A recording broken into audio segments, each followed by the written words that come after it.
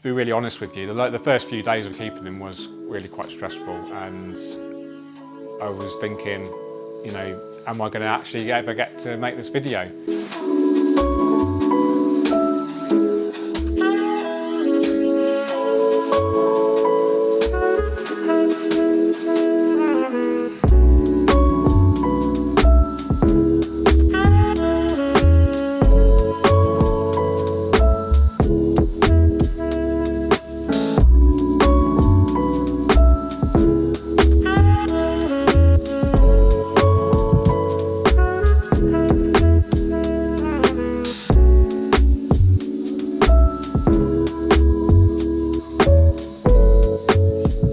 Hi everyone, George here and welcome to this special video. This is all about my brand new planted discus tank. It's going to be quite a long one, I think. It makes sense to kind of break it down into individual components. The first part is going to be all about the equipment that we're running and the methods. Then we're going to run through the actual scaping process and the plants that we're using. Then we're going to go a bit of a deep dive about the fish because they're quite special, as you can see. So then we're going to talk about algae issues and maintenance. And then finally, we'll talk about some of the lessons that I've learned so far and the future plans for this aquascape. So really hope you enjoy this one, guys. Hit the like button, subscribe if you haven't done so yet. Leave me a comment. I saw we normally say what fish should we put in here, but we've already got them. I am considering some kind of shoaling fish, a smaller species, maybe a wide body tetra or something similar. So what other fish would you like to see in here, if any? So let's crack on with the first part of the video, which is all about the equipment. Exciting. The OASE HighLine 400. It's their kind of flagship model at the moment in their HighLine range, which is their kind of premium range of aquariums. I think it measures 140 centimeters long, and I think it's about 2 foot tall and 18 inches front to back, which gives us 413 litres or 108 US gallons, I believe. It does have some unique features in terms of being a lidded aquarium. For those that have followed me for the few years that I've been doing this now, you'll probably know me as someone that likes to use rimless aquariums, and up until now the vast majority of aquascapes that I create are in rimless tanks. Now I've made the switch to lidded tanks, and there's a few reasons for that. Number one reason is OASE produce these aquariums and they are lidded. That's a really strong reason, and I am a brand ambassador and obviously I'm going to use their products. But there are a couple of other personal and practical reasons that I do enjoy lidded tanks. Number one is there's no evaporation or very minimal evaporation. So I live in a hard water area, and when I was using rimless tanks, that of water evaporates and it leaves behind like an ugly kind of hard water mark. So you don't get that with lidded aquariums. And another thing, you can get jumping fish occasionally, which isn't great. Obviously the risk is much reduced with the lidded aquariums. Very, very small chance that they might be able to jump through the little gaps where you can put hoses and cables, etc. And there's other practical reasons. A lidded tank will hold in the temperature more, so you're using less energy in heating the aquarium. And the design element as well. Some homes will suit that kind of lidded look versus a rimless tank potentially. So, I do still have my little Tropica Aqua Cube, which is rimless, and I do have my Dua Paludarium, which is like this rimless style as well. So I do get that, catered for, but very happy with the OASE aquariums. 2 style line aquariums and 2 HighLine aquariums now, all looking beautiful, and the proof is in the product. I'm creating, I think they're lovely aquascapes in this high quality equipment. The tank itself we've talked about, it comes supplied with a cabinet. I'm not sure if you get them separately or not, but this did come supplied with the cabinet. The cabinet is pre-built, very, very high quality. There's no chance of any water ingress getting in any wood or to cause any swelling. The lid itself is a composite material. Got a detachable lid, there's a hinge at the back, and it just literally comes off really, really easy if you want to take the lid off completely. There is a feeding slot as well, which is like a sliding thing. Just slide that back to feed the fish or add your liquid fertilizer. And yeah, very sleek. So moving down from the lid itself, we've got the lighting. Now I have 2 premium 120 units in here. As the name suggests, it's their premium brand of light. OASE also produced the Classic, which is LED tubes rated at 6,500 Kelvin. and they do all the different lengths according to the size of the aquarium, of course. I think the usual is you get two tubes, but you can upgrade to 4, or there's slots for 4 tubes, so you can have 1, 2, 3 or 4 tubes, of course. For high-tech planted, you probably want to use 4. For low-tech, you probably want to use 2, maybe even 1. But I've upgraded from that classic LED to the premium. Now the premium is very cool actually. It is all programmable on the Easy Aquarium Controller app, which OASE produce. Very intuitive app. It's just had an update recently.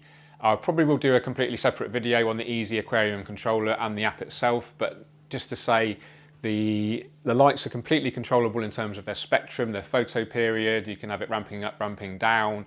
And yeah, very, very clever. You can even have an effect where the various LEDs will light up at different times of the day. So you can actually have like a cloud effect coming over the aquarium and stuff. So there's a lighting mode as well, which I'm not too keen on. I'm not a big fan of just blasting, just lightning. I think it might scare the fish, but I think it's more popular for reef tanks. So yeah, the lighting, I'll leave some tech specs at the bottom of the screen. I forget what the total power consumption is, etc. But very high quality, fits in everything really neatly. That's one of the best things I think about this HighLine range, is everything is super neat, super well engineered. Another unique feature is the dry weir. So this is a plastic box basically in the back left of the aquarium. And this is where you run all of your electrical cables and your filtration outlet as well. So what that means is there's no cabling or hoses hanging around the back of the tank, which means you can actually have the whole unit right up against the wall, which is what I've done here. So you're saving on any space in front of the aquarium. If you've got a limited kind of living space, this is a really useful feature. And it just keeps everything neat. You probably can't see the filter outlets or inlets now. It's all black. It comes with a background as well. So everything's really, really neat. This is the next best thing for me versus a rimless tank with the glassware hanging over the side. No background and backlighting. You've got this kind of floating column of water. This is the next best thing. We've got a lid, but what we've done is made the background black. All the equipment is black, so you can't see that. And it's just a really neat design. You can't see any equipment virtually. So moving down to the actual aquarium itself, I believe it's float glass. Unfortunately, it's not low iron glass. That is some feedback that I've already given OASE. Maybe that's a feature they can introduce into future models. That would be really great to see. The base is drilled, so it does have a filter inlet that actually comes through the base of the tank, and that goes down into the left-hand half of the cabinet. Now in here are my filters. Now it does have room for 1 filter, which comes on a really cool sliding base there, which you can slide out to clean the pre-filter. But I've also fitted a second filter as well, just because these fish are so messy. I will talk about the fish in more detail later, but they're really messy. They eat very high protein foods. So I have upgraded and put 2 filters in here. So I've got the amazing and brand new OASE Biomaster 850. That's their flagship external filter. And then I've got their smallest, which is the OASE 250 Biomaster Thermo. So both of those together, both outlets on the left-hand side and the inlets on the left-hand side, and they're pointing in a way that hopefully we get the best all-round circulation. And that quick release pre-filter is a game changer. And you can change if it's clogging too quickly, you can change to a coarse sponge. If you really want to polish the water, you can use a fine sponge. You can use a carbon sponge to obviously chemically filter your water as well. So yeah, really, really great filters, and really happy to use them on here. So that's the filtration. We talked about the lighting, the tank. Let's talk about the CO2. So another shout out to one of my supporters, that's Greenleaf Aquariums, and they always supply their really high quality CO2 kit to me. So I've got a beautiful regulator on there. That's a dual stage pressurized CO2 regulator. At the moment, it's attached to a 2 kilogram fire extinguisher. I'll probably upgrade to a 6 kilo cylinder eventually, just because it's going to last a lot longer. CO2 kit, I forgot to mention, is inline as well. That's going into the outlet of the 850 Biomaster as an inline CO2 diffuser. That's going at about 3 or 4 bubbles a second. And that's getting fired around the tank quite well using the 850. That's got a high flow rate. I think it's about 15 or 1600 litres per hour flow rate. So that CO2 enriched water is going around the tank really, really well. It's probably only 20 parts per million CO2. I'm not putting very high levels in there. I'm just a bit wary of the Discus. I'm not sure how they would be in a higher CO2 environment. And all the plants are easy, so they don't actually need that much CO2. So that's the CO2, liquid fertilizers. There's two kind of types I use, the premium nutrition or the specialized nutrition from Tropica. The premium nutrition has all of the nutrients you need apart from nitrogen and phosphorus, and the specialized nutrition has nitrogen and phosphorus in. Now, because these fish are so messy, they're creating a lot of nitrogen and phosphorus through the fish food and through the fish waste, so the plants are getting enough of that. Now, if I had a heavily planted tank without many fish, like the two style lines that I've got now, I would use the specialized nutrition because that has the extra nitrogen and phosphorus. Hopefully that makes sense. So yeah, I am dosing about 20 millilitres a day. I'm using this is the 750 ml bottle. They've recently brought out bigger bottle than usual, and I'm dosing, I think, 10 squirts of that every day. But I will rig that up to the P1 doser, and that will do that automatically for me. And I can run the actual dosing line, which is like an air line, out of the dry weir, and then just a little kind of glass hook over the side, and then that will be, you won't be able to see that. So that will be the fertilizers getting dosed every day for me, without having to do anything manually. So that's really cool. So the scaping process, we started off with the substrate, Tropica aquarium soil. I think I used 4 9-litre bags in here, sloped slightly to the rear. And then the hardscaping process. So many of you may know I always talk about the hardscape process being one of the most important parts of aquascaping. It's the backbone of the layout. If you have a strong hardscape, really quite easy to create a strong aquascape. So it's worth investing in a good size and good quality, high impact hardscape materials. Have to give a very special shout out to Aquarium Gardens for supplying this beautiful XXL bogwood. I'm really fortunate to live like literally 2-3 miles from Aquarium Gardens, so this is obviously a very mutually beneficial relationship. But for yourselves, if you do get friendly with your local aquarium store owner, maybe you can come up with a deal where you can borrow hardscape, maybe take some more pieces away, have a play, and then take some pieces back. Or hopefully the store itself might have what we call a scaping dojo, some kind of whole, container with sand in it or some other substrate, and then you can actually play around with different hardscape materials, maybe take some photos. A lot more kind of aquarium stores are doing this with the hardscape areas. I think it's a really great thing. I did try a few different wood layouts. I think I've got some photos from my phone that I can probably share. I'll put that over the top of the screen now. What I did, I lived with the tank for about 2 or 3 weeks with just the hardscape, and I just had a little play around, over that time until I was really happy with this final kind of composition. And that's another tip as well for you guys. Don't rush this process. The tank was empty. Wasn't any rush to get the fish or the plants, so I just enjoyed having the empty tank, put the lighting on top of it, played around with the wood, and lived with it. Did a layout, lived with it for a couple of days, and then did a new layout, lived with it, and then take a photo of each one so you've got a record, and then choose your favourite one. Aquascaping should be a slow and deliberate process. I think for me it just helps me relax. It's very mindful. While you're doing it, hopefully you've got nothing else on your mind. You can just focus all of your energy onto that one kind of creative task, which I think is super therapeutic. I don't know about you guys. So very simple, very bold. I think we used 2 or 3 pieces of wood. It's like an island composition. It's quite like a bit of an X, which I've done in a few aquascapes.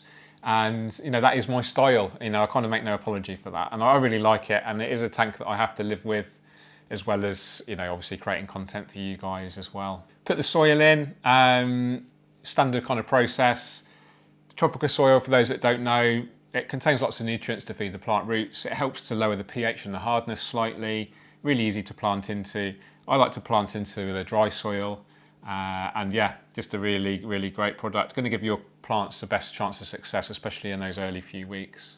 Okay, let's talk about the planting. So all of the plants from Tropica, so shout out to those guys. For those that don't know, creating 2 videos a week at the moment on the Tropica YouTube channel. If you're really into aquarium plants and that sort of thing, then do check out that channel as well. I normally divide my planting into 4 categories: foreground, midground, background, and epiphytes. In the foreground, we've got Cryptocorini pechi.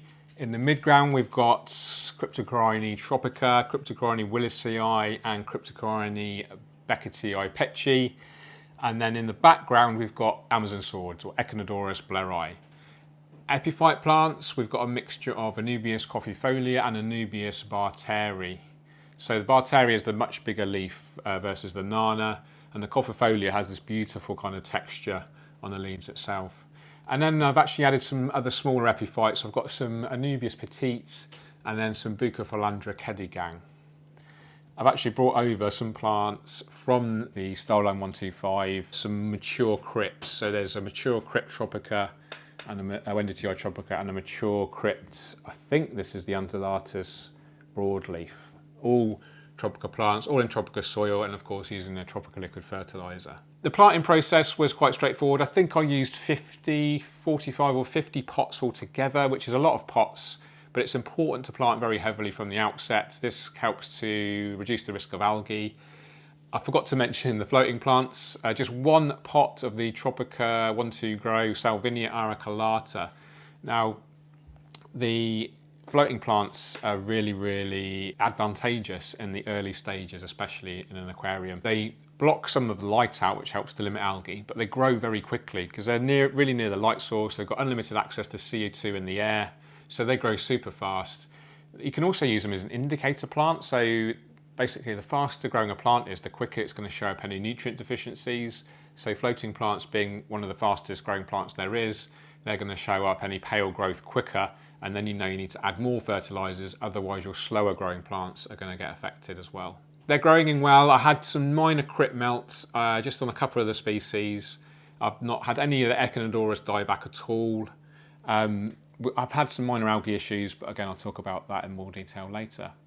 But that's the planting, really simple. Prepared all the plants on an ironing board. I'll do an overlay of that now. It's worth taking your time preparing. You know, when I talked about taking your time doing the hardscape process, take your time doing the planting as well. You know, separate those plants, do it methodically, you know, get into this kind of mindful state, and you'll just feel so much better when you've done it. You'll feel so much more relaxed, and it's a really great process. So sit down and maybe have some music on, prepare all your plants. You know, there's 50 or so pots for me to do in one go. And then lay them all out nice and neatly, keep them wet with a spray mister, and then you've got them all done and you can ready to plant them all in one go. And again, the planting process itself, you know, you've got the preparing of the plants and then you've actually got the planting, and this is, you know, really kind of therapeutic, so try to enjoy that as well. Okay, let's talk about these beautiful fish. These are discus fish. Some of you may recognise them. I think they're kind of regarded as king of the freshwater aquarium. Very big history, very well known in the hobby. Now, I've kept them before and I had success with them. I'll put over the previous Aquascape that I've kept with Discus. And I have to say, I got emotionally attached to these Discus, and when I had to rehome them because I had to get rid of the tank, I actually did feel a sense of loss and real kind of sadness, and I promised myself I'd definitely do another Discus aquarium and really make it a special one. So that's kind of a bit of a backstory why I've created this tank as a Discus tank. I did keep Stenka Discus back then, and a proven kind of record with them. They were spawning regularly in the previous Aquascape. And I have hard water here, and Stenkas are actually bred in very hard water. I think a TDS of around 800 where they're bred in Germany. Went to my previous supplier, got the same, you know, really high quality Stenka Discus, and decided to go for more of a blue colour fish, which is why we went for the brilliant turquoise. And as you can see, a stunning fish, 14 centimetres, so just under 6 inches. I'll overlay the footage of acclimatising them. I did follow the instructions to letter on how to acclimate them, and then release them into the water. And I have to say, they settled in so quickly. I was really surprised and really happy. However, it wasn't all such plain sailing. So my wife and I were like really happy with these Discus, and then everything was great. Next morning, came down to an absolute mud bath. They'd been decimating the plants. They were so skittish, kind of banging into the glass, and it was really upsetting to watch, and there's nothing you can do about it. And every time we didn't even get near the tank and they would just start skitting out. And this behaviour, it lasted, it was, for that first evening it was at its worst, and it gradually got better and better and better, quite kind of in a linear fashion. But after sort of 5 days, they were still being a bit skittish and uprooting the plants occasionally, and just not being, they're feeding, they weren't ravenous, but they were feeding, but they were still being skittish. And so I rang the supplier, he gave me some advice, and long story short, I upped the temperature by 2 degrees. So it was on 27, which is what I was recommended for plants. You know, when you have a planted discus tank, it's a bit of a compromise between temperature and, you know, all of the balance. So you try to keep it on the cooler side, so you limit your risk of algae, but you need to keep it warm enough to kind of promote activity in the fish. So I did up the temperature, and it was a game changer. They just were much more brave. They started coming to the tank towards me as I was approaching it. Their appetite went up, which is no surprise when you increase the temperature. You know, fish need to eat more. And they've gradually got better and better, and today is the best day yet. And they just get more and more settled as we spend more time with them. And yeah, this is really, really great to see, because I have to say I was really it's quite stressful when you see a fish suffering, and you know, I was reassured by the supplier it's quite normal. And because I didn't experience it in the first batch of discus I kept, I just wasn't expecting it. And but thankfully, they are showing signs of great health. They're feeding, their appetite is really, really strong. And as you can see, really quite brave now. They're a premium fish. You do have to pay a premium for them. I did pay for them, and I'm very happy with my investment. Although I have to say, in the first few days, it was a little bit of oh, well, have we done the right thing here? But yeah, I'm really, really chuffed with them. And they're just so beautiful, and they're so intelligent. They're a cichlid, and they recognise their owners. You can start interacting with them properly. You know, they'd like to be handled sometimes. They definitely like to be hand-fed, and they're characters. They're like I said, they're really intelligent, and they're a real kind of pet fish. You know, they're absolutely stunning to look at. You know, my aquascapes are normally based around, you know, the aesthetic of the aquascape as a whole, and the fish are kind of chosen to balance that aesthetic, whereas with discus, it's very much they're the stars of the show, and you create the aquascape kind of around them. And I've tried to reach a balance there. I fed on a special beef heart mix. So this is a beef heart with some trace elements and minerals mixed in to give them a complete diet. That's all they've ever eaten, all of their life. A lot of keepers will wean them onto dry foods, but I'm happy to stick with the beef heart. They love it, and it is messy. That's the only downside. It's a very, very high protein food. It will foul the water quite quickly. That's another reason we added another filter. And at the moment, I'm doing at least a 50% water change every 3 days, and I'll probably keep that up for the foreseeable. You know, while I'm working from home, whilst lockdown is on, I've got more capacity to maintain the tanks. My eldest stepson as well, I employ him to do some tank maintenance as well. So, you know, while I've got that capacity, I will be carrying out those frequent large water changes. If you don't, you know, this leftover beef heart, even tiny granules of it, will kind of decompose, create waste, and you end up getting a creep of kind of nitrates and excess organic waste, which then leads to algae. With that in mind, I have got 75 Amano shrimp in here. They're all experts at hiding from the discus. There's lots of plant cover for them. They are kind of dealing, I did have a lot of diatoms building up on the wood. They've dealt with that quite well, but there are some diatoms still on the Anubias leaves and some of the crypt leaves, especially at the bottom right area here. So yesterday, in fact, I wiped off a lot of the brown algae from the Anubias leaves with my hand. You know, it's a waxy, tough leaf where you can just literally get your finger and thumb and it wipes off quite easily. The kind of more hairy brown algae down here, that will just hopefully die back on its own accord once the tanks kind of mature and those plants, you know, really robust, and then they have the ability to kind of fight off this algae.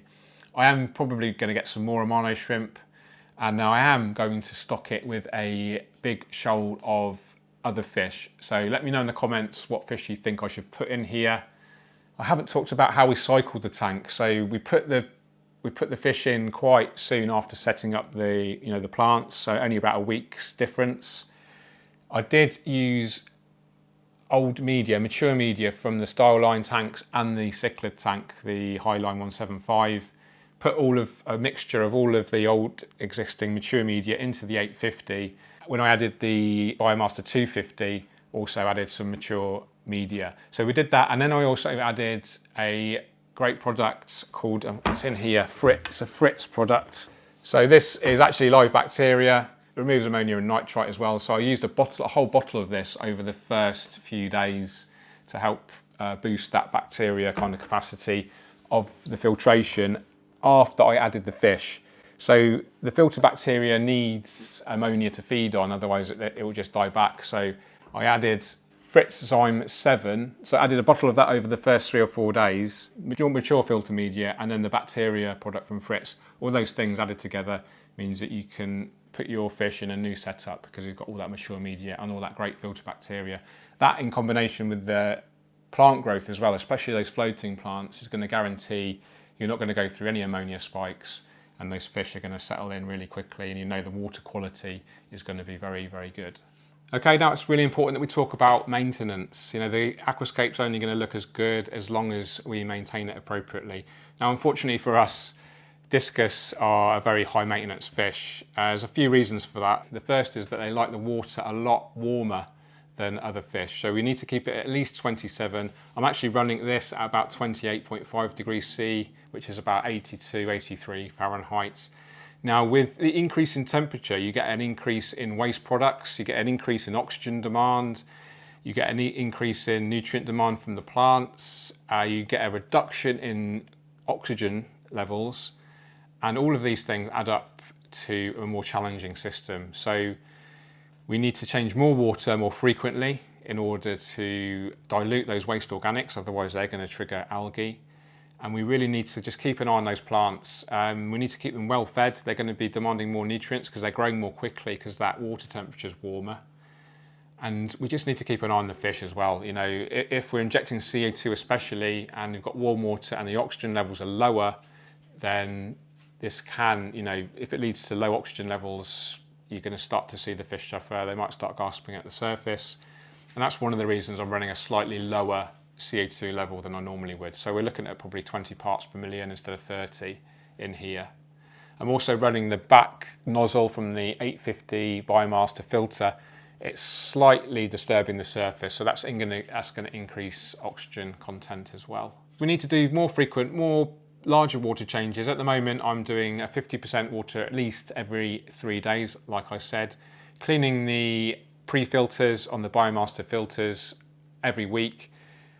They're great because they're stopping any large waste products from getting into the main filter. You know, I've gone, you know, months, dare I say it, even a year plus without cleaning the inside of a Biomaster, just because I know that by cleaning that pre-filter regularly, I'm, you know, keeping that internals of the Biomaster really clean. Liquid fertilizers every day, 20 millimeters a day, which we've covered. I clean the glass, and that's really easy to do now with my new algae magnet here. This is from OASE. And you can just quite easily clean the glass. There's no sand or gravel. What can happen is when you've got sand or gravel and you do this, the tiny granules can get caught in between the magnets and you can end up scratching your glass. But with soil, you don't get that problem. So you can clean the glass, you know, every day if you wanted to, keep it super clean. Other maintenance is I add a organic waste removal product. That again is from Fritz Zyme 360 aquarium cleaner, sludge and organic debris. It's a special bacteria strain which basically eats waste and sludge. So how cool is that? So add a little bit of that after every water change as well, and hopefully that helps to deal with that organic waste production, which is quite high because of this high protein diet. Another good reason for the shrimp actually is they're going to eat a lot of that uneaten food if there is any hanging around underneath the plants. And if and when I get a big shoal of little tetras, they'll be able to pick off those kind of floating bits of beef heart because we've got quite a lot of circulation in here. And what happens is the thawed beef heart kind of decomposes in the water and you get tiny kind of fragments of it floating around. Now the tetras will just love that and they'll grow super quick probably because of that high protein. Water changes are done really easily. I have 2 long hoses.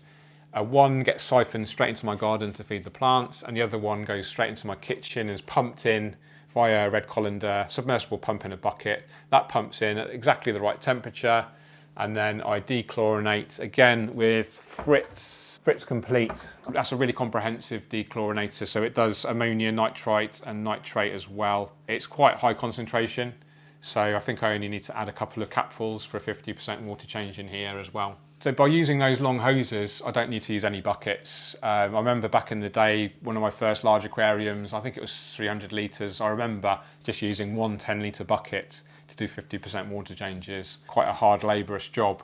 So this kind of using the hoses technique has really allowed me to keep this many aquariums well maintained, in a relatively short time frame. It has been hard work, frequent large water changes, feeding the fish, allowing them to settle in, testing the water to make sure my tap water is at the right temperature before it goes in, and trying to keep everything kind of optimum to ensure the health and well-being of these fish. So that's been a learning curve for me, because I've normally just focused on the plants and kept super hardy, bread and butter fish usually. We are looking after sometimes sensitive living things, and we have to respect them and kind of give them some space and let them adapt to your world rather than kind of forcing them to adapt to your world. To be really honest with you, the first few days of keeping them was really quite stressful, and I was thinking, am I going to actually ever get to make this video? But here I am, and the fish are settled in. They're all hand feeding. They're all super brave now.